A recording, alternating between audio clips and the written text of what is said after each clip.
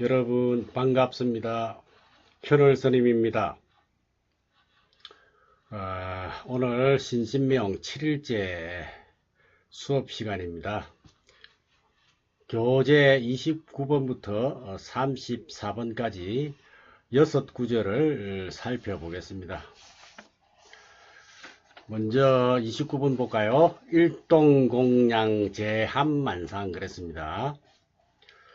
하나의 공은 동양 둘과 같아서 제한만상,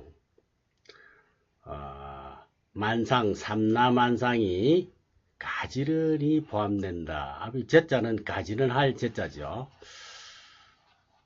제자는 일동공양 그랬습니다. 하나인 공은 두 개와 같아. 즉 이 말은 양단과 같아. 중도이기 때문에 양단과 같아.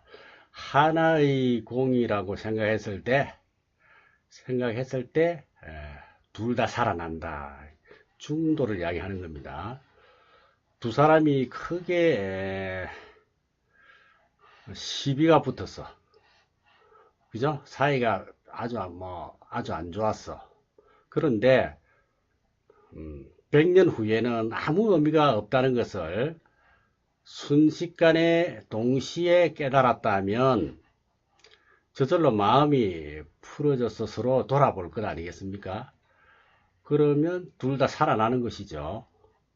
그래서 일동공양이라는 것은 상당히 의미 있는 말입니다. 둘 다 부정해서 하나의 공이라고 생각했을 때 비로소 살아난다 하는 것입니다. 진공묘유가 된다 이겁니다. 그래서 제한만상이라고 하는 것입니다. 너와 나만 살아나는 것이 아니라 삼라만상 두두물물이 모두 포함이 돼서 자기 가치와 자기 생명을 지니고 살아난다 하는 그런 의미가 되겠습니다. 앞에서 나온 그 지난번 시간에 24번 일심불생 만법 무구라고 했는데 그 구절과 같은 뜻이다 이렇게 이해하시면 되겠습니다. 그 다음에 30번 볼까요?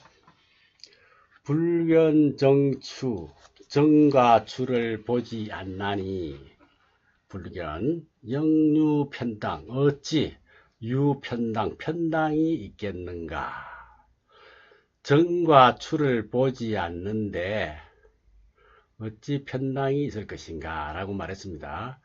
지난번 시간에 마지막 그 28번을 보면요. 욕지양단 원시일공 양단을 알고자 할진대 원래 하나의 공인이라 라고 양쪽에 대해서 설명을 했습니다.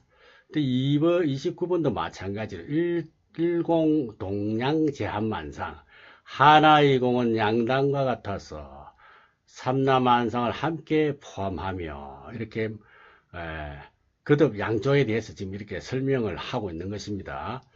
이 30송에서 정과 추라는 단어로 이제 역시 양단을 이렇게 계속 설명하고 있는데 예를 들면은 음식에 대해서 정교하게 차린 음식과 거칠게 차린 음식이 눈앞에 있을 때 정교하다거나 거칠다거나 하는 분별심으로 보지 않고 음식에는 각기 특유하게 우리 몸에 필요한 영양분이 들어있다는 것을 안다면 어떻게 정교하게 차린 음식이 좋다거나 거칠게 차린 음식이 싫다거나 하는 그런 편견이 있겠는가 이런 이야기입니다. 흰쌀밥과 현미밥 중에 정한 흰쌀밥을 선호한다거나 또는 거친 나물 부드러운 그런 나물 중에서 부드러운 나물을 선호한다든가 또 예쁜 여자를 선호하지만 그것이 바른 생각인가를 한번 우리가 생각을 해봐야 되겠다 하는 겁니다. 이 구절에는 정과 추 어느 쪽으로든 치우치는 것은 옳지 않다는 말을 지금 하려고 하는 겁니다. 정은 정해서 좋고 추는 추한 대로 좋다 하는 그런 이야기를 지금 하려고 하는 것이죠. 정한 것은 정한 대로 좋은 점이 있고 또 나쁜 점도 있습니다. 그리고 추한 것은 추한 대로 좋은 점이 있고 나쁜 점이 있다. 편견을 가지면 오히려 해를 본다 하는 그런 이야기를 여기서 메시지를 주고 있는 것입니다. 다음 31번 보겠습니다. 대도체관. 대도는 체가 너그러워서 무의운한이다. 쉬운 것도 없고 어려운 것도 없다. 무의문한. 그랬죠. 이 관자는 너그러울 관자죠. 맨 앞에서 지도문안, 그래서 우리 첫날에 지도문안이요 유혐간택 이런 이야기를 했는데 여기서 무의운한과 뜻이 같습니다. 지극한 도를 바람직한 삶이라고 했는데 그 도는 본체가 너그럽다 하는 것입니다. 대도란 무엇이냐? 가슴 툭 트인 인생, 시원한 인생을 말하는 것이죠. 어디에도 걸릴 게 없고 무엇이나 거울처럼 비춰볼 수 있는 그런 마음가짐과 삶의 태도가 바로 대도라고 할 수 있을 것입니다. 우리가 가지고 있는 마음의 본래 모습만 제대로 파악이 되면 무한히 넓고 광대하고 깊고 높은 그런 마음이 바로 내가 되는 것이죠.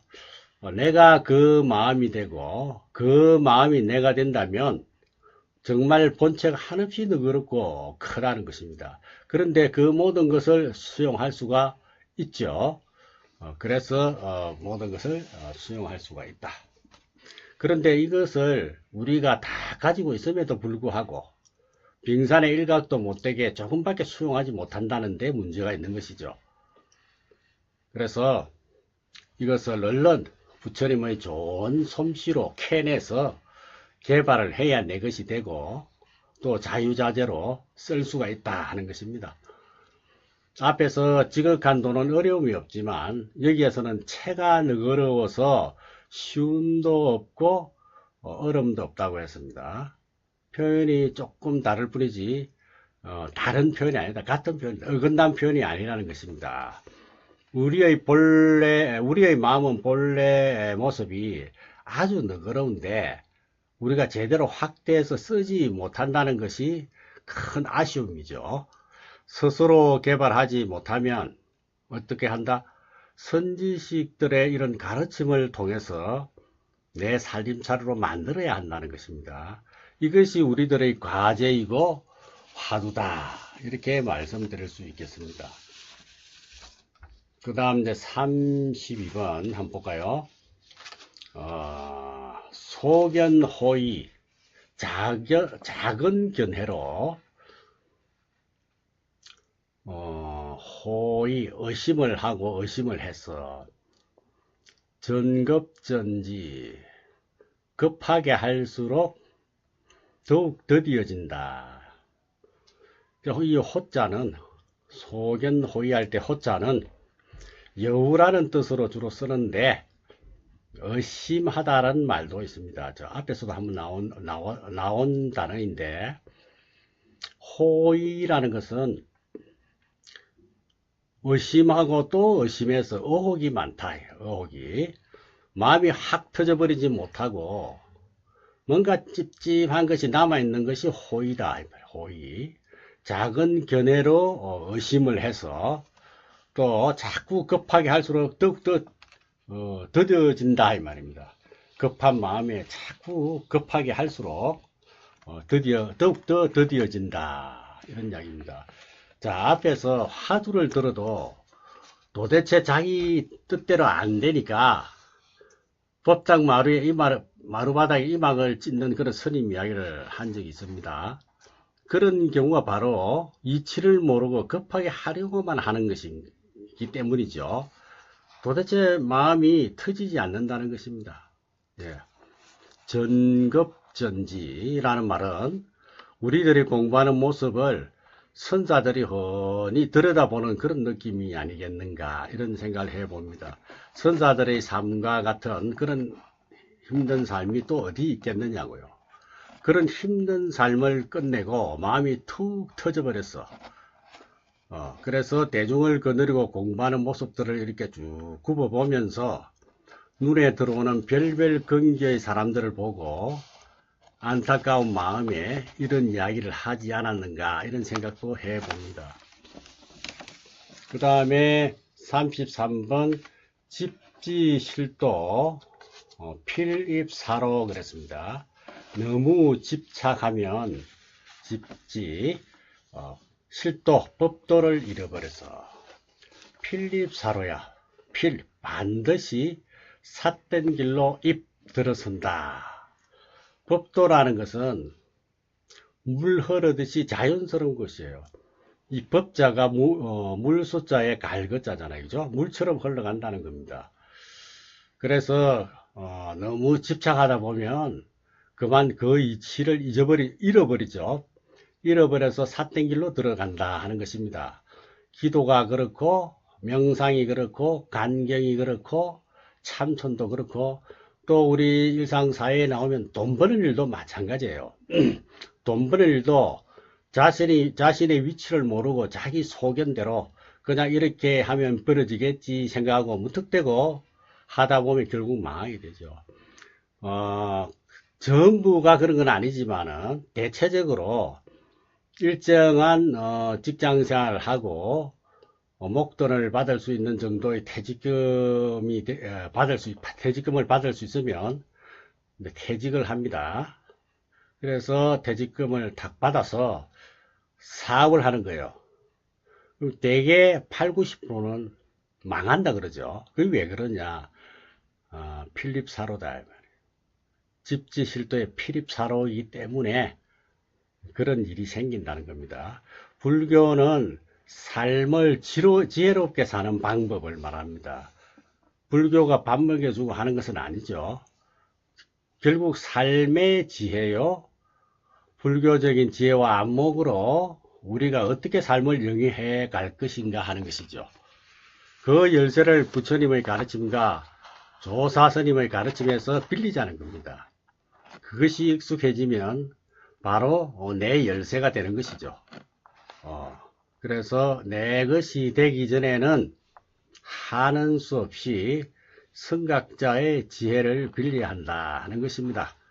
집착하면은 법도를 잃어버리고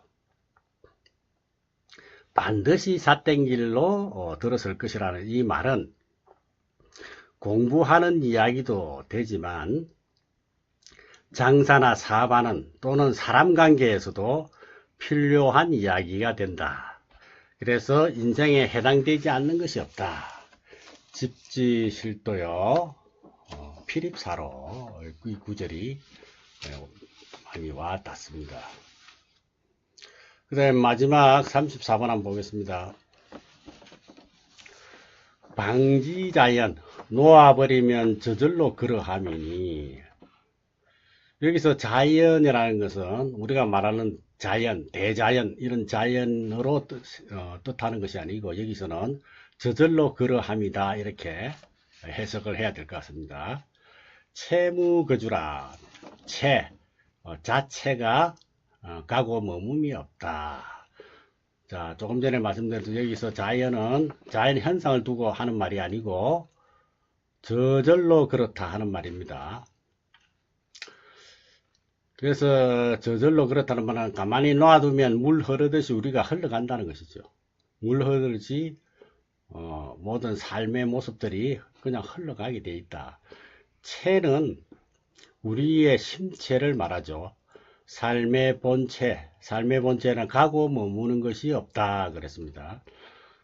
가기만 하는 것이 아니고 또 머물러 있다고 해서 그냥 머물러 있기만 하는 것도 아니다. 갈 때는 가고 머물 때는 머무는 것이죠. 그것이 채무거주다 이렇게 말할 수 있습니다. 우리는 어때요? 갈 때는 안 가고 머물 때는 또 안 머물고 그죠? 또 무조건 머물러 있거나 무조건 가는 거예요. 그렇게 하면은 물 흐르듯이 저절로 되는 일을 경험할 수가 없습니다. 사람이 세상을 살면서 앉을 자리와 설 자리만 잘 보고 앉고 서고 하면 어지간히 된 사람이라고, 어지간히 공부가 된 사람이라고 그러거든요. 갈 때와 머물 때를 잘 아는 것, 갈 곳과 머물 곳을 잘 아는 것, 즉 말하면 장소와 시간을 잘 알아서 생활한다면 참 멋진 모양새 아니겠습니까? 부처님의 가르침과 조사스님의 가르침을 빌려서 내가 살아가고 있는 그런 모양을 어떻게 그려갈 것인가 하는 것. 지금의 모양새가 저절로 그러하지 못하고 자연스럽지 못하다는 것은 스스로 잘 알고 있지 않습니까? 그래서 이 신신명 구절 하나만으로도 평생 삶의 거울이 되고 인생의 지침이 될 것이다 하는 교훈을 여기서 주고 있는 것입니다. 자, 오늘 34번까지 공부를 했는데 마지막으로 29번부터 34번까지 한번 읽어보고 마치겠습니다. 그리고 일주일의 시간이 있기 때문에